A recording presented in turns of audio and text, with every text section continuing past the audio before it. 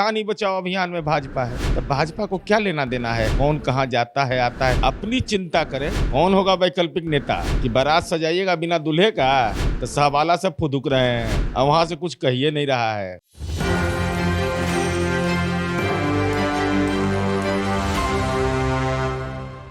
नमस्कार, एक न्यूज़ 24 देख रहे हैं आप और मैं हूं आपके साथ अविनाश। नीतीश कुमार दिल्ली दौरे पे थे और विपक्ष को एकजुट करने की बात कर रहे हैं। हालांकि जिस तरीके से कांग्रेस के राष्ट्रीय अध्यक्ष मल्लिकार्जुन खड़गे से भी मिले, राजद सुप्रीमो लालू प्रसाद यादव से भी मिले, लेकिन इन तमाम चीज़ों को लेकर भाजपा कहीं ना कहीं कह रही है कि बहुत महत्वाकांक्षी लोग हैं, सपना देख रहे हैं, दिल्ली जाने और आने का काम कर रहे हैं, घूमने का काम कर रहे हैं।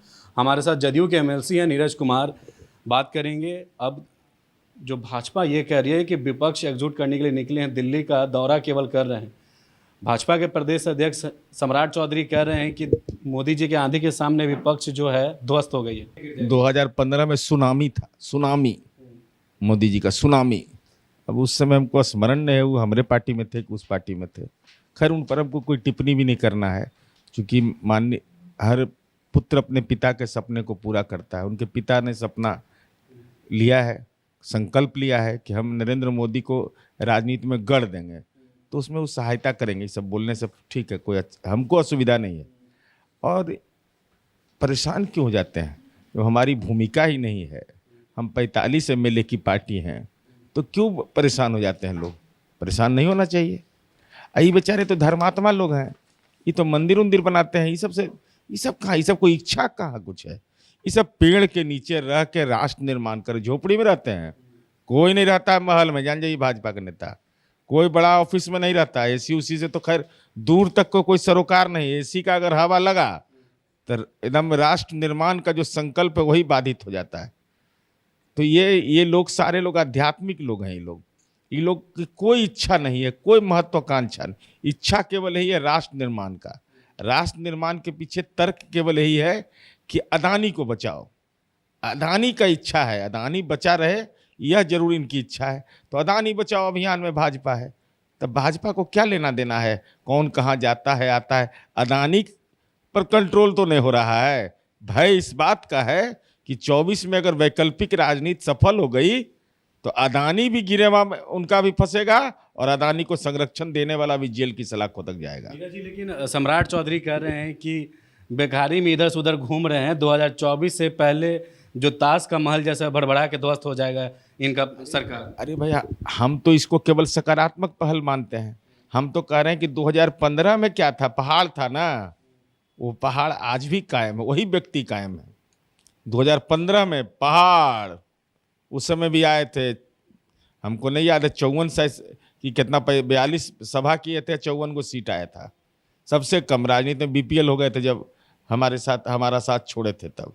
इसलिए हमारी चिंता वो छोड़ दें, अपनी चिंता करें कि मौका किसको मिलेगा, कौन होगा वैकल्पिक नेता कि बारात सजाइएगा बिना दूल्हे का, तो सहवाला सब फुदुक रहे हैं और वहाँ से कुछ कहिए नहीं रहा है।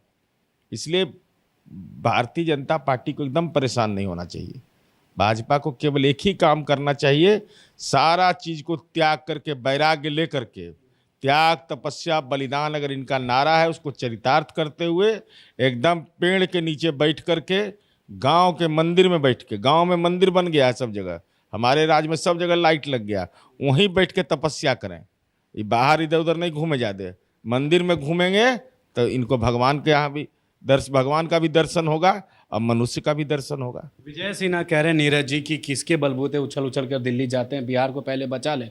बिहार तो उनसे नहीं बच रहा। और ये भी कह रहे हैं कि उन्हीं के सहयोगी दल के नेता तो सदन में चिल्ला चिल्ला कर कह दिए थे कि ना उनको पीएम बनना है ना हमको सीएम बनना है, तो काहे उछल उछल कर दिल्ली जाते हैं। तो मैंने दिल्ली में आप ही कहा है, मैंने हमको लाज लगता है कि जिस शाहजहां ने लाल किला बनाया, उस शाहजहां का एनसीईआरटी से आपने नई पीढ़ी को पढ़ने नहीं पढ़े, उसको दफन कर दिया और शाहजहां के बनाए हुए लाल किला पर जाकर झंडा फहरा रहे हैं। ये तो हर हिंदुस्तानी के दिल पर यह पड़ता है कि जिसने लाल किला बनाया उसका नाम लेना मंजूर नहीं। जो तिरंगा को 3 रंग का अशुभ कहता था, वो आज तिरंगा लेकर के तिरंगे का पेटेंट ले लिया। आज हमको इस बात की पीड़ा होती है कि शाहजहां ने जिस लाल किला को बनाया उसको भी एक निजी कंपनी को मेंटेनेंस के नाम पर एक हिस्सा दे करके गुनाह आपने किया है। तो आप ही को पेटेंट है, आपको पेटेंट है, और पेटेंट लेना है तो लो। जैसे दलित समुदाय का आदमी राष्ट्रीय झंडा फहराता है बिहार के अंदर में, देश में इस मॉडल को लागू करे भाजपा। अगर अंबेडकर के प्रति आप समर्पण दिखा रहे हैं, अंबेडकर जयंती मना रहे हैं भाजपा आज। अरे अंबेडकर जयंती मना रहे हैं तो 6 दिसंबर को परिनिर्वाण दिवस है डॉक्टर भीमराव अंबेडकर का, तो उस दिन बाबरी मस्जिद विध्वंस दिवस क्यों मनाते हो? ये सवाल मेरा है। और सवाल मेरा है कि दलित के हाथ में राष्ट्रीय झंडा क्यों नहीं देते हो? जैसे बिहार ने यह प्रयोग किया कि बुजुर्ग व्यक्ति के हाथ में उनके हाथ में राष्ट्रीय झंडा रहेगा, गांधी टोपी रहेगा, यह मॉडल देश के अंदर क्यों नहीं लागू किया? यही तो मेरे अलगाव का मूल कारण था। हम इसीलिए हम लोग बार बार कह रहे थे कि भाई अलग, और यह बताना चाहिए अंबेडकर जयंती मना रहे हैं, श्यामा प्रसाद मुखर्जी का भी जयंती मना रहे हैं।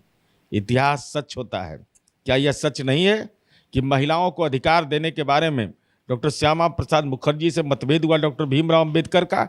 आपने कहा कि नहीं, संपत्ति में उसको अधिकार नहीं मिलेगा, उसको अपने जीवन का अधिकार के मामले में, वैवाहिक जीवन के बारे में उसको अधिकार, श्यामा प्रसाद मुखर्जी इसका विरोध कर रहे थे।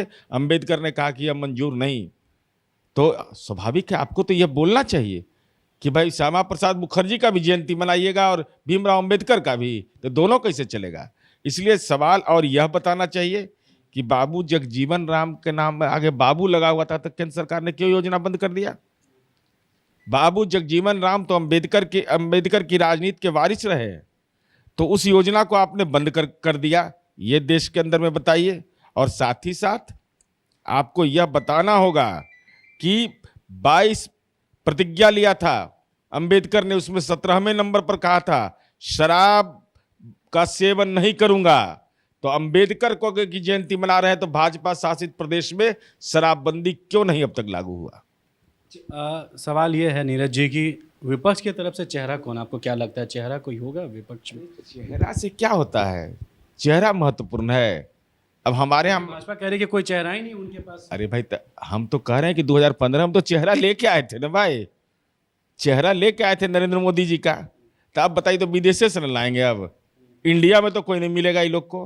हिम्मत है तो बोले कि नरेंद्र मोदी का चेहरा 2015 में प्रभावी नहीं था, तो 2015 से 23 में क्या अंतर आ गया है? कोई अंतर तो आया नहीं है। तो आदरणीय नरेंद्र मोदी जी का ही चेहरा नाकाबिल है, यह चुनाव परिणाम ने 2015 में स्पष्ट कर दिया। और भाजपा कहते रही कि हम नरेंद्र मोदी के नेतृत्व में चुनाव लड़ रहे हैं, तो अमेरिका से लाओगे कि इंग्लैंड से लाओगे कि नेपाल से कि बांग्लादेश से, बताओ आकर के।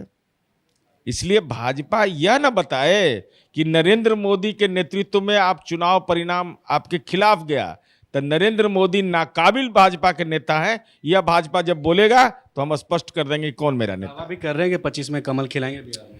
अरे भाई, दावा तो 15 में नहीं किए थे, 15 में यात्रा ठीक से नहीं दिखवाए थे क्या? अरे राजनीतिक जन्म कुंडली उस समय भी देखा गया होगा इनका। कमल खिलाएंगे तो चिंता किसके लिए है? ये चिंता चिराग पासवान जी, पशुपति पारस जी, जय जय बोलना होगा, कमल पर लड़िए चुनाव। नहीं तो हिम्मत है तो बोलिए कि ये तरीका ठीक नहीं है, हम अपनी पार्टी पर के सिंबल पर लड़ेंगे।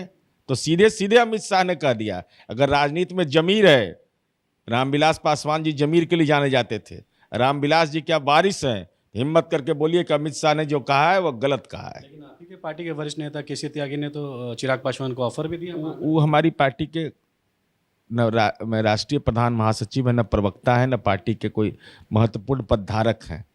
उनका समाजवादियों से लंबा संबंध रहा है। अब उन्होंने मंतव्य दिया है, लेकिन उनका व्यक्तिगत मंतव्य हो सकता है, पार्टी का मंतव्य नहीं।